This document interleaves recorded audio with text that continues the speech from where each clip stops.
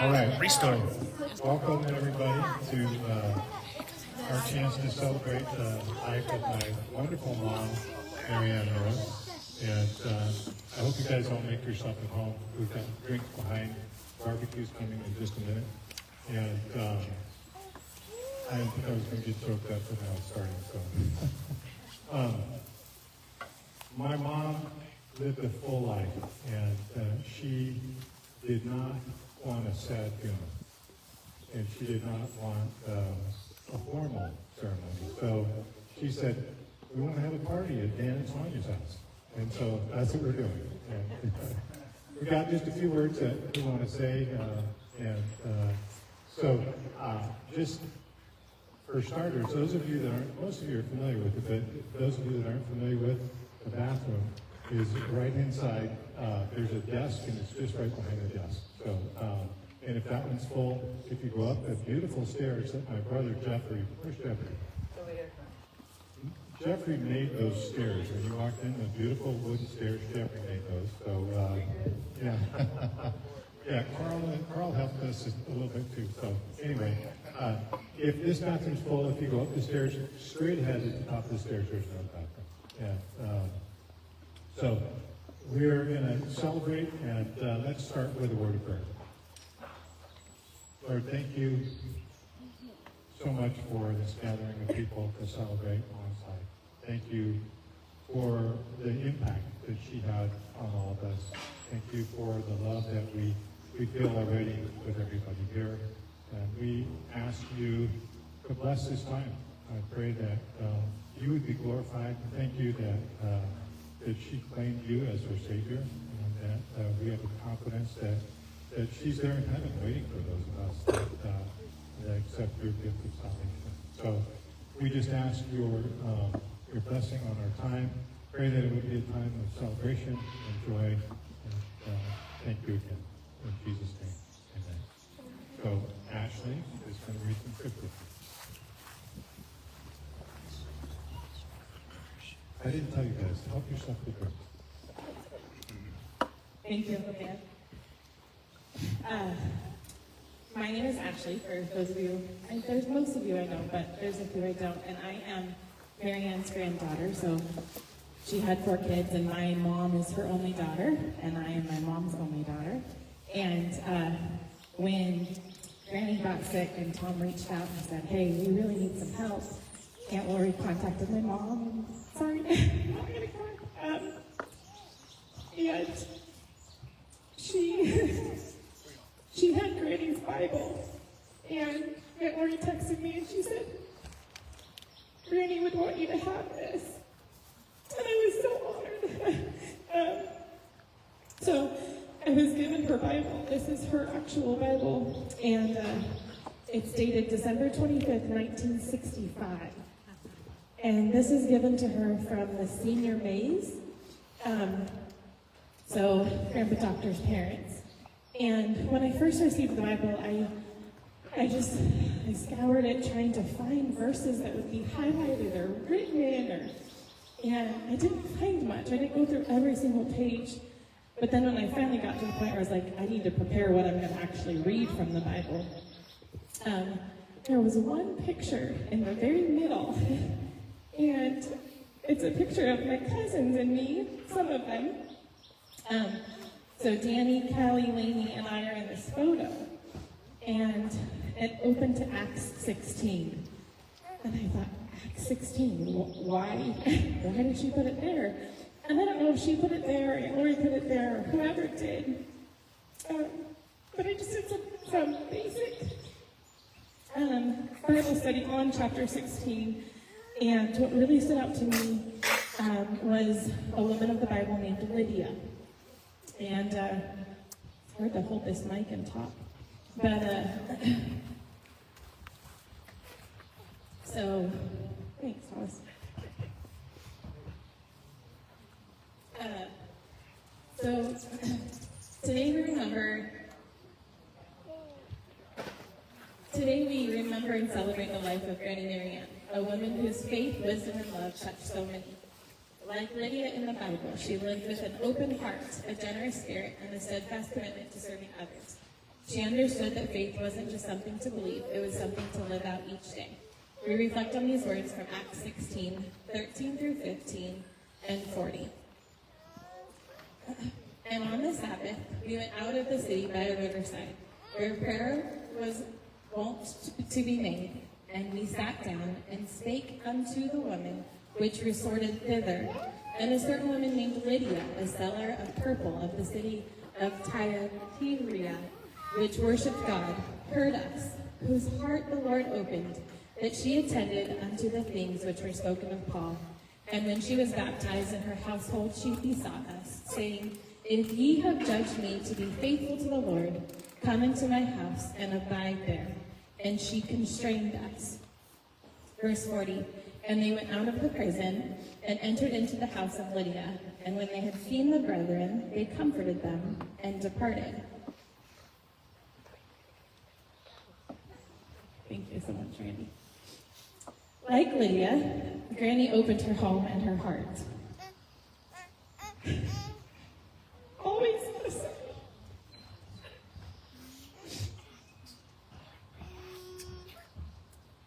Always offering love, wisdom, whether you wanted to hear it or not, and encouragement.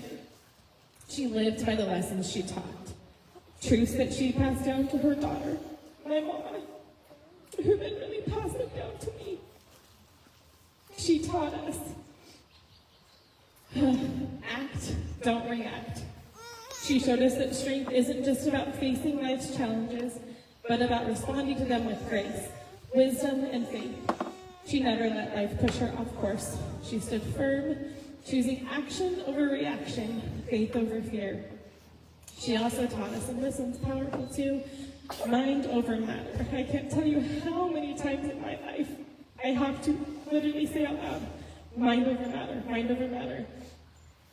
She understood that life isn't always easy, but with the right mindset, determination, and trust in God, we could overcome anything. She didn't just say these words, she lived them out, inspiring us to push forward no matter the obstacles. Granny's legacy is one of unwavering faith, quiet strength, and deep love. She showed us what it means to trust God fully, to serve others joyfully, and to live with wisdom and grace. May we honor her by living out the lessons she so beautifully taught, choosing faith over fear, action over reaction, and love over all else. When I was able to visit her during the last few weeks she was alive, there was a young woman named Daryl who would come and sing to her.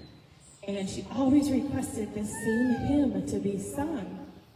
And so we're just going to reflect on the hymn that Granny, she said that Papa would constantly be singing this. He was such a beautiful singer. And so we're going to reflect on the hymn that he would sing and that Daryl sang to her in her last final weeks. For just $10.99 each, you can mix and match any medium two-top You stuff it with delicious pizza dough with melted cheese and top it with garlic.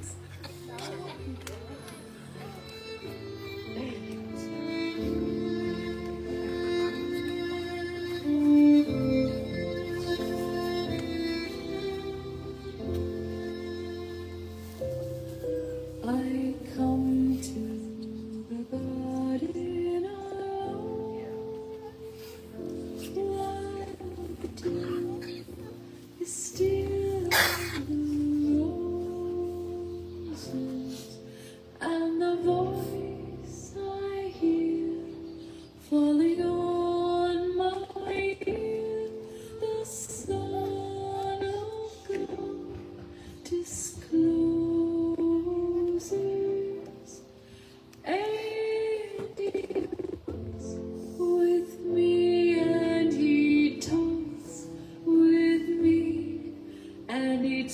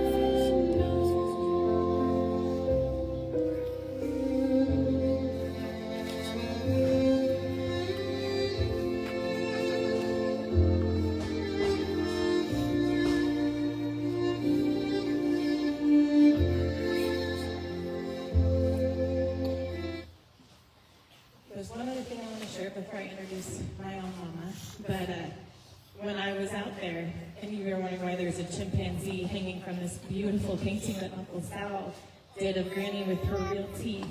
When I came out, I asked Granny, I was going to the store, and I said, hey, what can I get? I will get you anything you want. Go to the grocery store. And Papo jokingly said, a chimpanzee, get her a chimpanzee. And I looked at him and I said, really, at the grocery store? And then he said, no, I'm her chimpanzee. She doesn't need one. And I walked into the store, and the first thing I saw was this chimpanzee. And I had to get it. I just had to get it. And so I brought it home to her, and she loved that chimpanzee. Mama couldn't be her chimpanzee in her bed because she was in the hospital bed, and there wasn't room. But this chimpanzee was her baby. She would just love that so much. So that's why there's a chimpanzee in there. It's my honor to introduce my own mom, who wrote her eulogy, which was, I don't know if I can do that. So, Mom, come on up and share about your mom.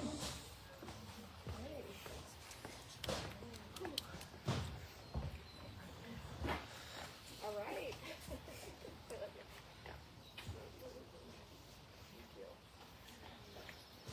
So bittersweet to be here on this day, but so exciting to have so many of you that she meant so much to, and to be able to just share a little bit about some of her fun moments and things that she experienced over the 88 years of her life. So I'm gonna do my best to get through this. As Ashley mentioned earlier, my mom told me every single time I talked to her, act, don't react. So I'm trying really hard to act and not react. And I know that a few years back, several years back, we sat right here at this table, and her and Tom shared their wishes for what was to happen when they passed. And I remember Ashley was so upset. I can't believe you're talking about that. You can't be talking about that. And I said, no, she was very open about what she wanted. And she is looking down right now, I can promise you, because this is exactly what she asked for. Was a big party celebrating her life with all of her loved ones. And for Tom to have all of his kids here, and for my mom to have all of her kids here, and a boatload of grandkids, and even her newest great-grandchild is here, she would be absolutely pleased beyond belief that we are celebrating her in her life. So I'm going to give you a little snippet. It's not everything, but it's what I'd like to share about the different chapters of my mom's life.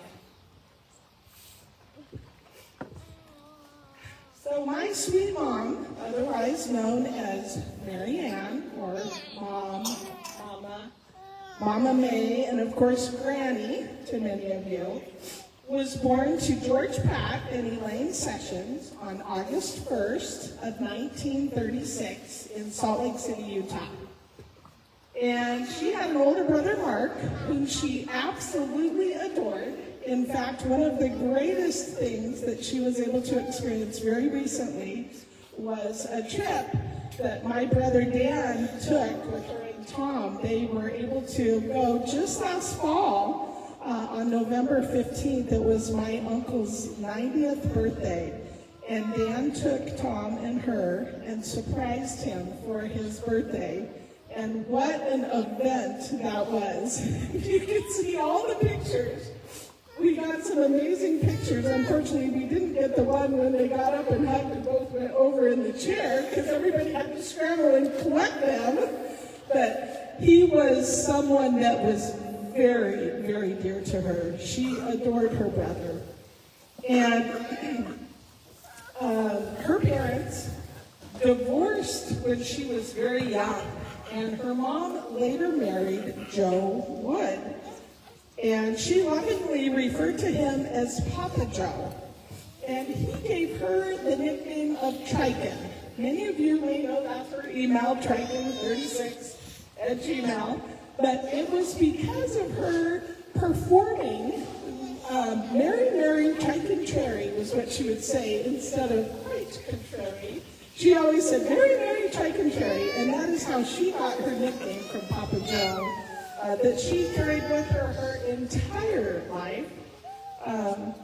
She lovingly, like I said, referred to him as Papa, and they were raised by my grandma Laney, her mother, and Papa in Bountiful, Utah. And she had very, very fond memories of her childhood. Recently, I asked her to please write some stories for me, and she did. And in the front room here, there is a big table with lots of memorabilia and pictures and things I'd love for all of you to go have a chance to just sit and look at. But there are 4 printed out stories that she wrote about her childhood. And one of her fond memories was her mother buttering bread at night for their dinner, and then she would sling the slice of the bread onto everybody's plate. So, she talked about having a very happy family. And my mom loved her stepfather so much that she even took his name growing up. So instead of going by Marianne Pratt, she went by Marianne Wood, as did Uncle Mark. He also is Mark Wood, after their stepfather. Now, in addition to living with her mom and Papa Joe, my mom also spent a little over a year of her childhood with her very beloved Aunt Ida and Uncle Ed. And Aunt Ida and Uncle Ed were never able to have any children. That's one of the stories here, too. You'll see she talks a little bit about her first bedroom when she was living with Aunt Ida and Uncle Ed. And that was a really fun time because her maternal grandparents lived right next door to Aunt Ida and Uncle Ed. And she often talked about going out after school and sitting over on the front porch with Grandpa and cutting nuts, you know, how you can break open nuts and sit and eat nuts and eat cheese. So that was a fun time for her. I reached out to my Uncle Mark to see if he had any fun stories that he wanted to share about that early chapter of her life. And he very willingly shared a real gem with me. And I asked if he wouldn't mind if I recorded that so that you could hear his cute little story about something he remembers about our mom. So again, if you want to play this interesting conversation with our Uncle Mark telling us. Go ahead. We lived on Valversa Lane, and one day I went with our folks somewhere, I don't remember where, but when we came home, Marianne had been there alone, and she had caught the 2 ducks that Dad had because they used to crap on the patio behind the house. Okay. So one day when we were gone, she caught them both and wrung their necks. Oh,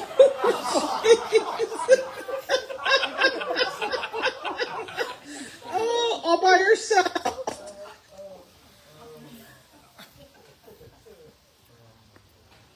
Did you stop it, Dan? I got a phone call, sorry. Okay. She was tired of picking up their necks on the patio, so she did them in. Oh my gosh, that's awesome, Uncle Mark. So I was super happy that he shared that. What a fun story to think about how their adventurous childhood was back in the day when you did things like bring ducks necks, right? She participated in speech competitions and drama as a high school student, and she was just a natural. Just last fall, I recorded her famous Goose That Laid the Golden Egg, and some of you were able to hear her do this live. In fact, a couple of Thanksgivings ago, well, several years ago, she did this at Debbie's house. Debbie had us over for Thanksgiving, and she, this is my husband's sister, and she wanted us all to do a little talent that we had. And so my mom had practiced this for a while. And it's a very backwards, crazy story that's very gibberish. And poor Debbie's sister Linda thought she was having a stroke. So I'm warning you all right now, you get to hear a little bit of this. She's not having a stroke. She has still got this after 88 years. She has remembered this story and has done a beautiful job. So Dan, if you would like to play About the loser that gave the olden gag. Not in the last two past of this. There was a carrot mother who naturally thought there's a gas which let an olden gag every dingle way of the seek. This they considered a great look of struck. But as like some neeple we pulled, they weren't getting fit. They didn't think they were getting fit rashed enough.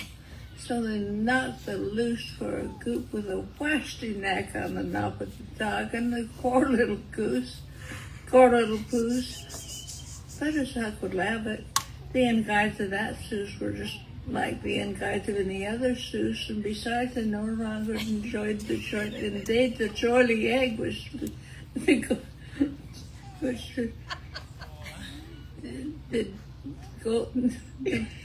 never lailed the fay.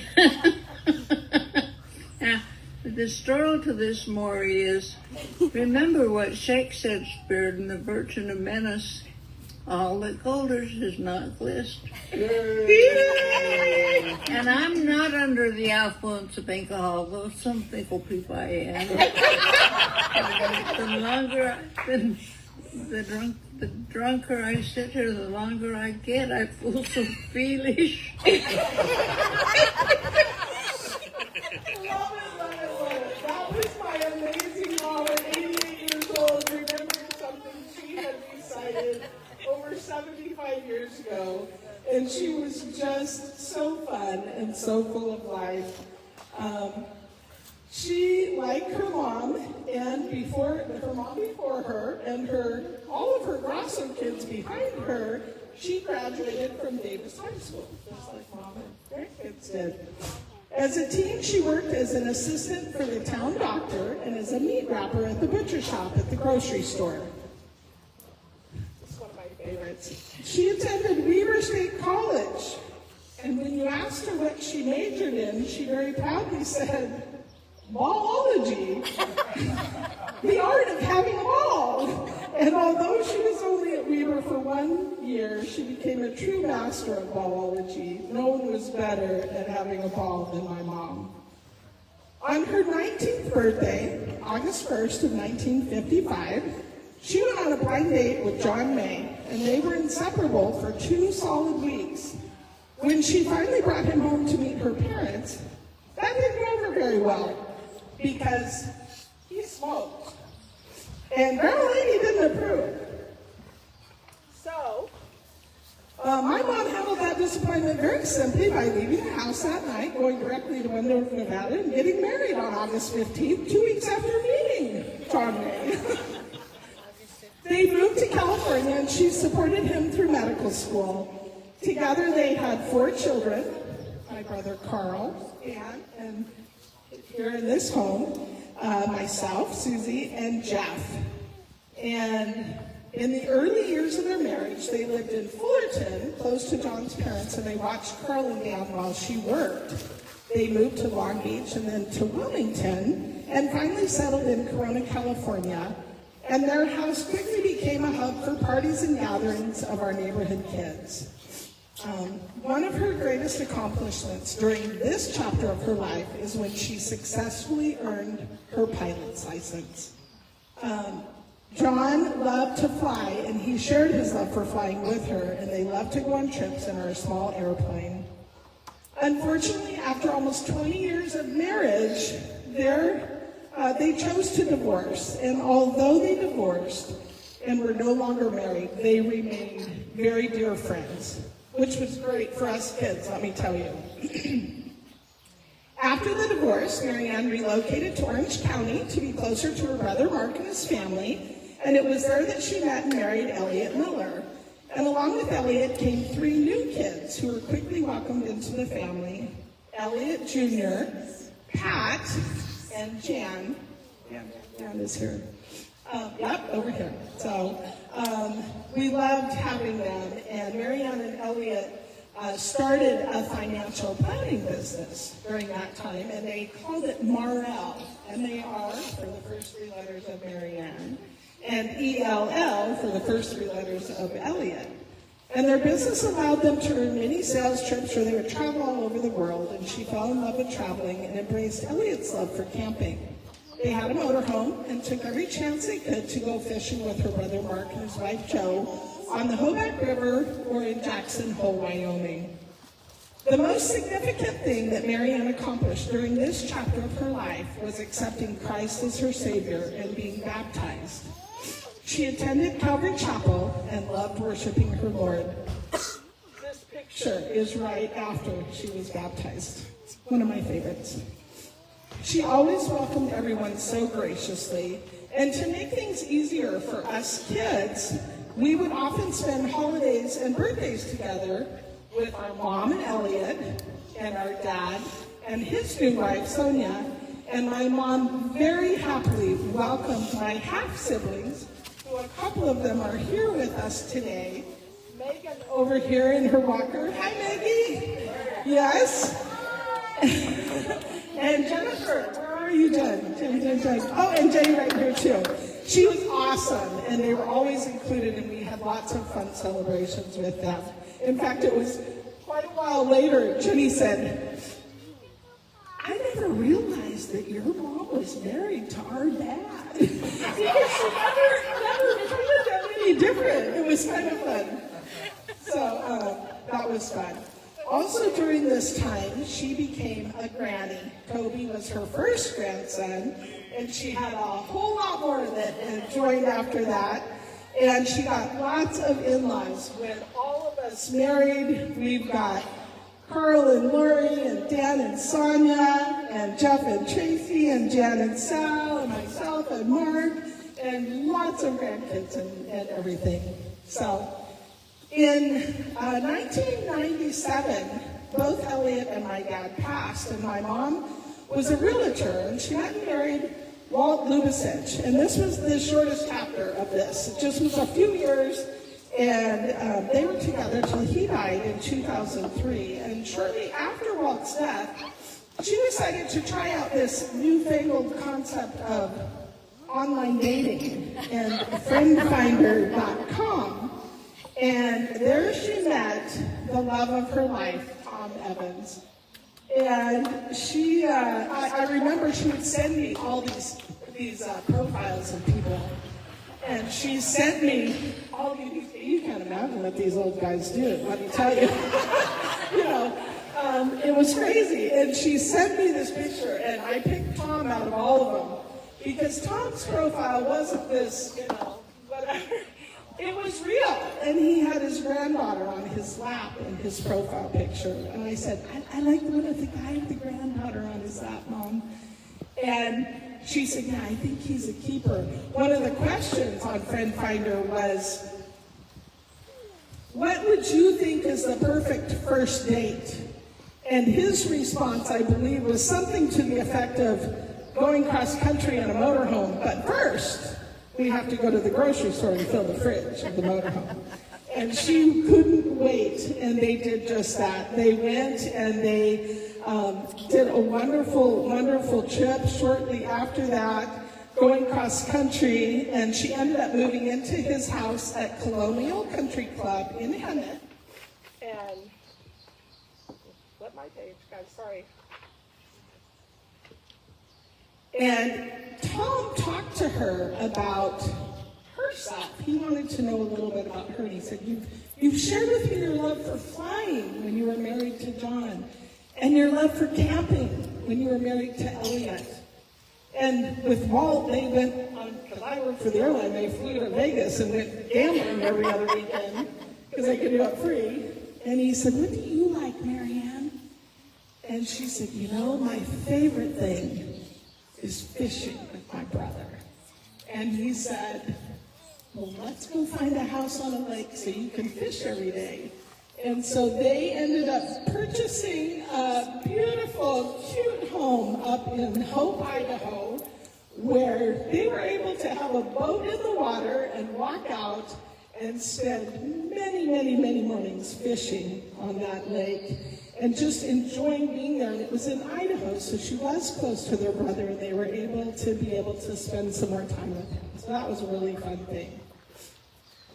When she moved to Hemet, she also learned to golf, and she had a lot of wonderful friends.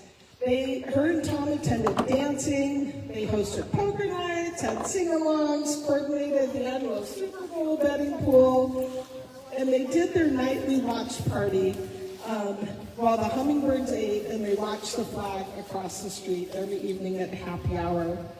They spent almost every Thursday night at Sweets singing and celebrating with friends. Now, at age 83, my mom got put in the ICU for heart failure.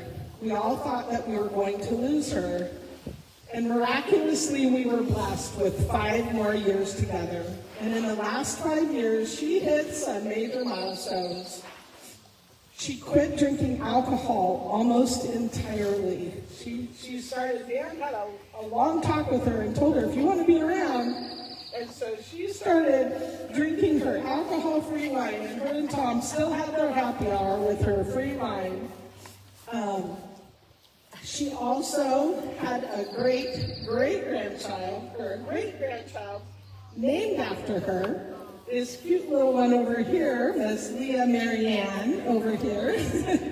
And then she got to officially marry the love of her life, and her and Tom went out and actually got married about 1.5 years ago on Christmas Day, I believe, in Las Vegas. So that was a big accomplishment.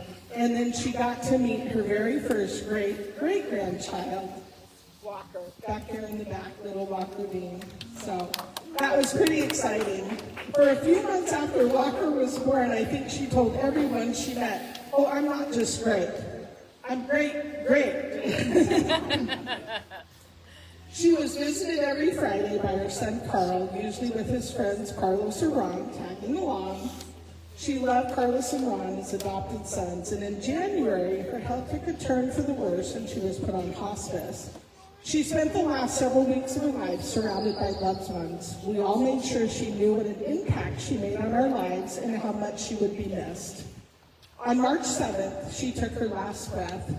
My mom took joy in small things, seeing her grandkids, playing the Buffalo slot machine at the casino, savoring a big bowl of vanilla ice cream. 10 scoops would be good, she told me. Getting a vanilla milkshake, enjoying a glass of her alcohol-free wine with ice, playing free cell, and watching Wheel of Fortune and Jeopardy every night. Not to mention Wagon Train and Matlock, and she had all her favorites that she watched. She loved poker and other games, fishing, but probably the thing she loved the very most was listening to Tom sing. Oh, she loved to listen to Tom sing. My mom's legacy wasn't things, it was the people she loved and the lessons that she taught us. She taught me to act and not react, as Ashley told you, and that everyone can benefit from a good belly laugh every day, and that is so true. I got to share an amazing belly laugh with her the last night that I spent with her, and I will forever be grateful for that. She taught us to be open and welcoming and lead by example. She always led by example. And of course, like any good ballologist, she requested a party instead of a funeral. So, let's all remember the impact she had and the lessons we learned. And if my mom were here, she'd probably say what she did to end most phone calls. Love ya, bye! Thank you.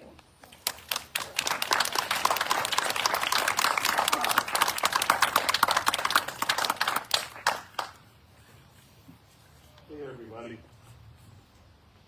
We have the greatest moms. Anyway, I'm going to share one quick story that I might have shared with a few of you already, so if I did, forgive me. But it meant a lot to me. As my sister said, she had a heart attack 5 years ago. and the doctors told us she wasn't going to make it. I was crushed. I was not ready to lose my mother. So I cried out to God with everything in my heart. I just said, please, Lord, please, give me some more time with my mom. And he granted my prayer. I had 5 more years with her. And like she said, I took advantage of that 5 years. And every Friday, I went out there and visited my mom, brought lunch to her and Tom. And we grew even closer than we were before. And it was a real blessing. And the weird thing was I didn't really realize that the Lord had answered my prayer until she started having kidney failure again and she was getting ready to pass. And I realized the Lord answered my prayer. He gave me 5 more years. So I feel incredibly blessed to share that 5 years with her and not wasted it. Anyway, now at 88 years old, I was finally ready to say goodbye. And I'm just so blessed to have had that 5 years because it changed everything, you know. But God rest her soul. She was the greatest mom I could ever hope for. Anyway, we're going to have a time now if anybody wants to share anything about memories of mom. You're welcome to come up here and say your piece. So, if anybody's got anything to say, now's your chance.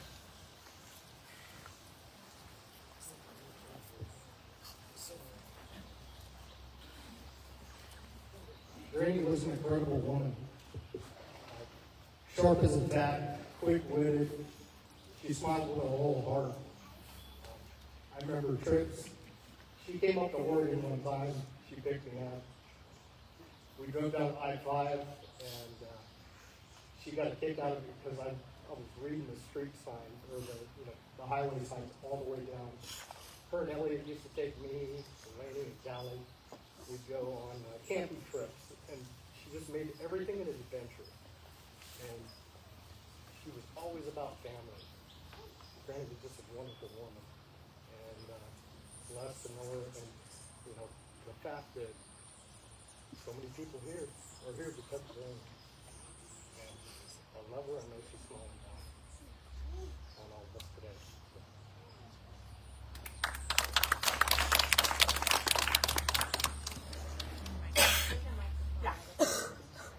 Hello? Yeah. So when I got news, Marianne was ready for me. I was in on hospice. She just quickly searched for real memories and thoughts, and I landed on a word, to describe Marianne. And that word was just sweet. Just very sweet. I mean, that's really just a sweet sugar. She's the nicest woman. And I hear stories about, having a stepfather, and again, we get surprises in this family. I never knew that Joe was her stepfather. Everyone just called him Papa Joe, and I listened. Honestly, never knew where he came from. He was just Papa Joe. And, Marianne was, long divorced from my father, but I still considered her my stepmom. And she was so welcoming, honestly, just walk on in, have some food, sit on down, have some kisses. And like I said, it's sweet. She's a very sweet woman. And for those of you that knew her best, you heard from me, for those of you that maybe didn't know her as well, just take my word and I know that she was a very sweet and very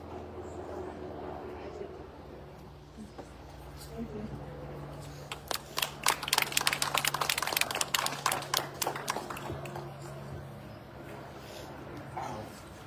I could go on and on about Gran and my mama.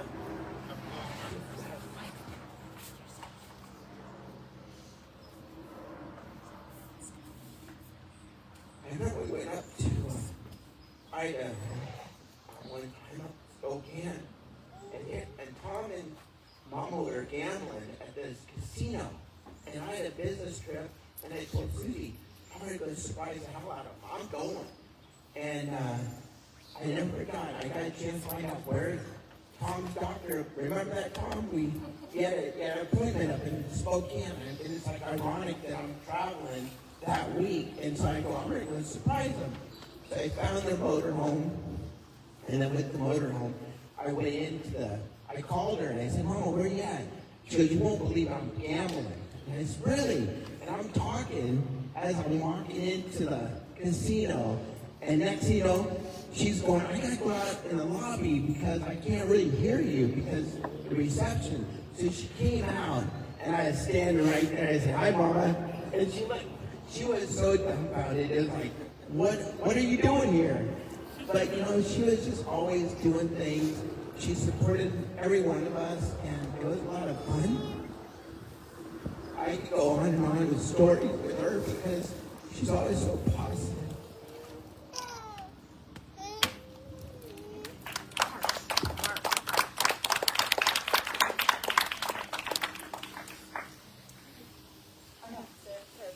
I'm gonna cry if I cry too much, honestly. So,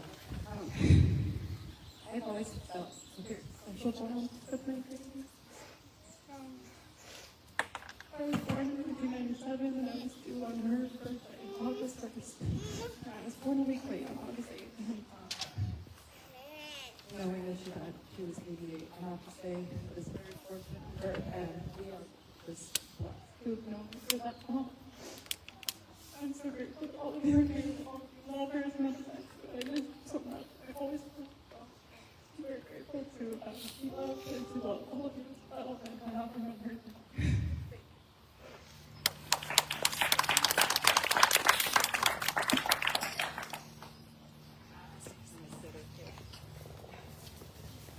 Hi, I'm Jan, Marianne's stepdaughter. I look back at when Marianne married my dad, and I think, wow, she inherited two teenage daughters. How difficult that must have been for her. But she was so kind and so loving to my sister and I and my brother that, when she was about to leave us,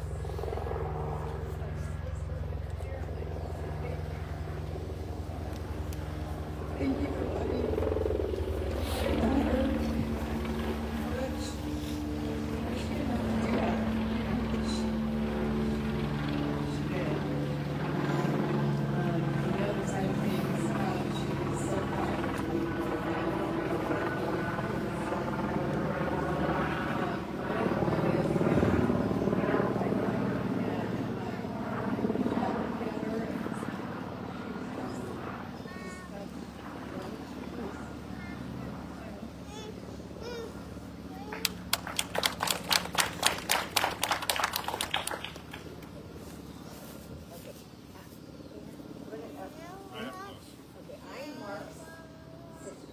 Put it on your chin. And so Mark is blessed by having an incredible mother.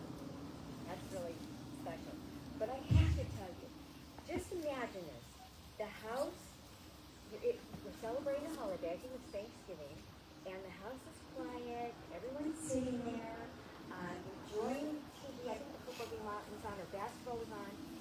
And Marianne and Tom are sitting there and just smiling all the time.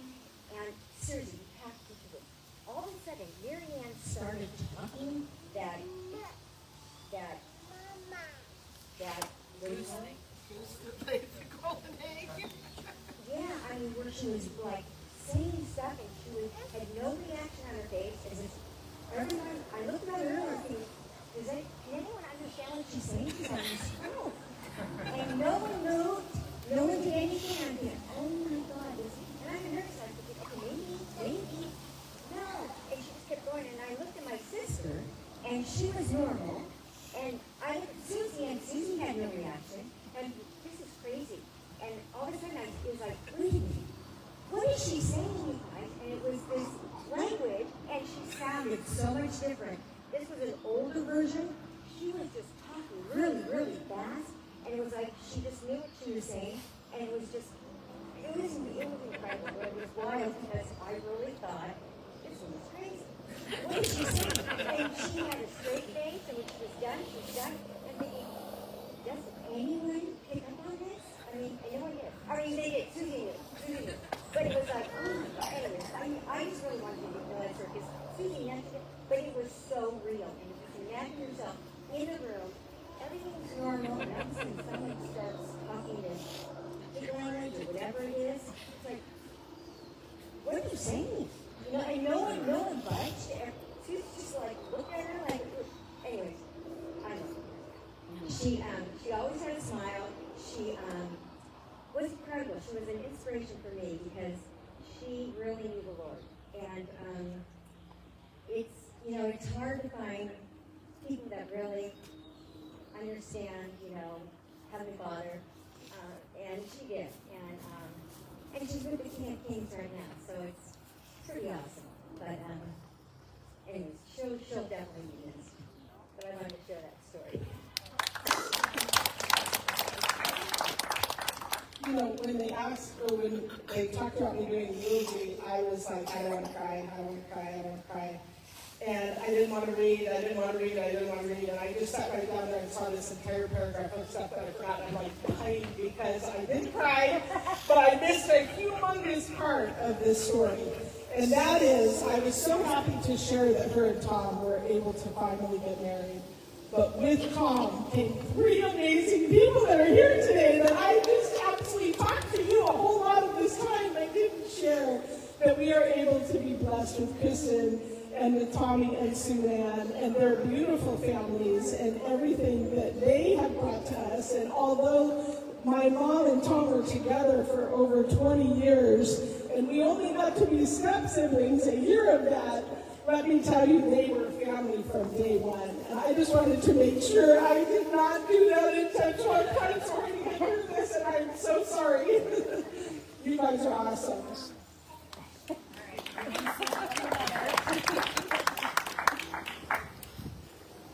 So I am Sue Ann, middle child of Tom, Susie too. I didn't get the privilege of knowing Marianne as long as many of you have, but my kids and I were very privileged to be able to go up to Idaho to visit my dad and Marianne. Sorry.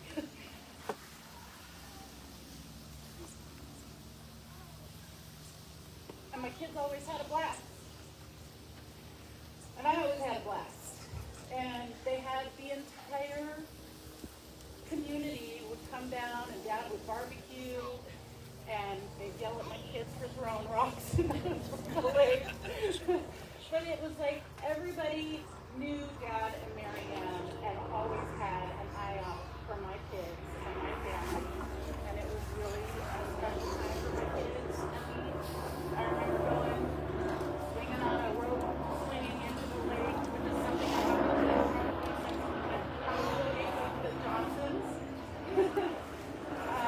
But I also am really appreciative of the May children because they took my kids, my brother and sister and their families into their homes over the last 20 years plus, and my dad, and welcomed them as family. And because I'm in Oregon, I didn't get to be a part of that. And so I'm really blessed to be here today with all of you, and I can't wait to get to know more about you. So thank you so much for taking care of my dad and welcoming my brother and sister and their families into your homes.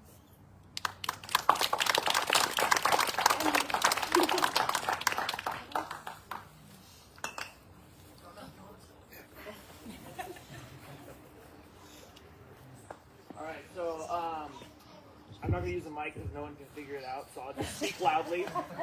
But there's just 2 things I wanted to... Put it up there for the online people. Oh, okay, sorry. 2 things I wanted to, just short little stories. We would always go to the beach house with all the families, and I very vividly remember this one time when those pictures prove. Usually someone would always do things, and the age was a factor. And you can see throughout, we would always go, my dad always in the pool, we would always go out, One time she was like, I want to do that. And she was probably 60.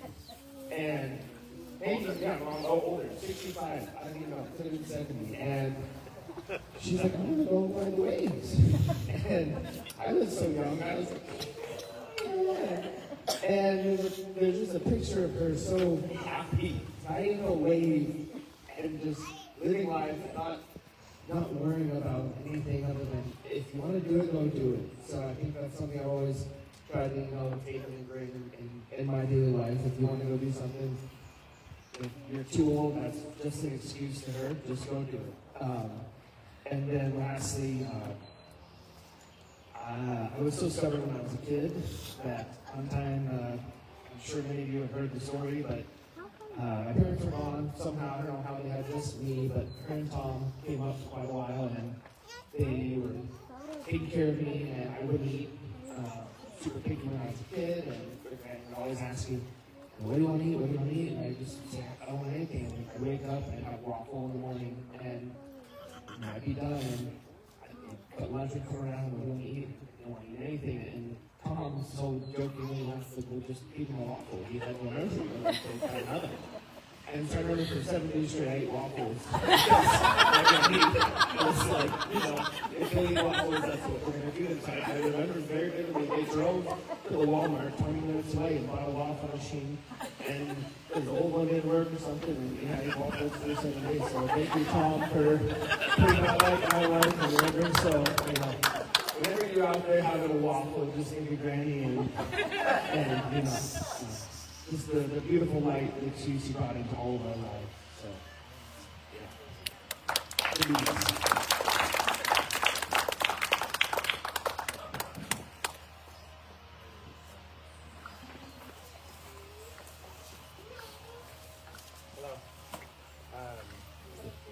Hello. I'm Jeff. I'm Marianne's youngest, and I'm going to play something on the guitar. Put on your chin. Just kind of came to my heart when Mom passed. Just a little bit of a story about how I felt. My oldest brother is the strong one, and he's like, Mom's good. She's good. She's great. She's in heaven, with her husbands and mom and dad, and her mom and dad, and doing great. And the only thing that could come to my head, I'm like, yeah, you're 100% right, and I'm still right. So I didn't listen as well as the other one. So sorry, Mom, I'm a little sad, and I'm going to play a little something about how that made me feel. As far as telling stories about my mom, I mean, you all knew her. That's why you're here. And if you knew her, you definitely wanted to be here because she was just an awesome lady. Just a few little quote things that I remember my mom loved to go to dinner playhouse. And she would take me, because being a baby, I was there long after everybody else left. Everybody else kind of got more time with her near the end, but I had some extra time after them, and we did a lot of cool things together. We went to Crystal Cathedral and saw her favorite play, Maine.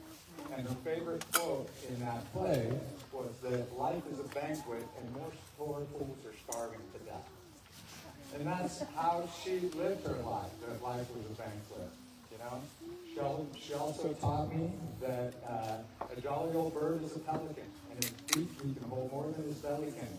And he can hold in his beak enough for a week, and I don't see how in the hell he can. She was full of stuff like that, And I would have a tendency to be a bit of a moper, and she'd say, walk a mile in my moccasin. And when you're feeling down, do something for somebody else. And she lived that. And yes, act, don't react. That was never a good one for me.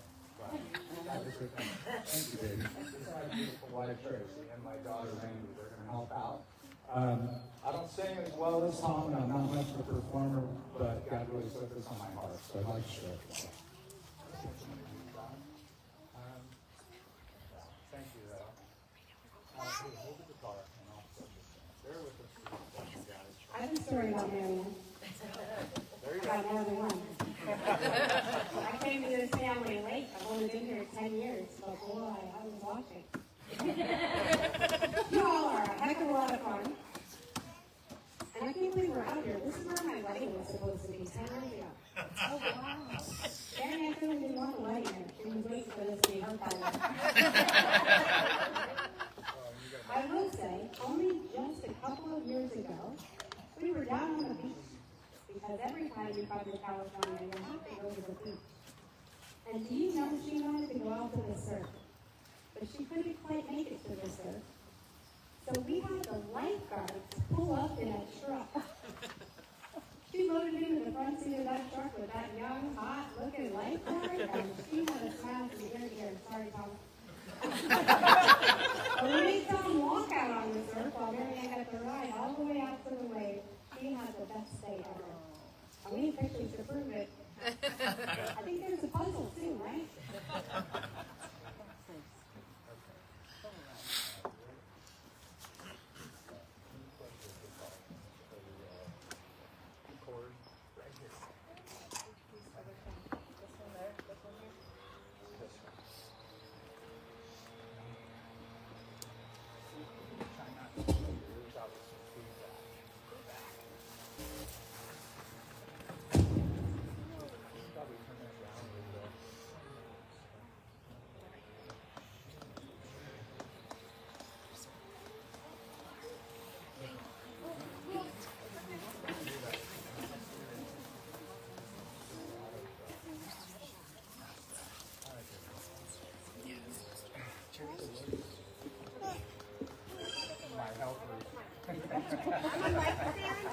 Don't hold that mic too close. Better hold it right up to his lips. So, this is Put it on his chin. very worst pass.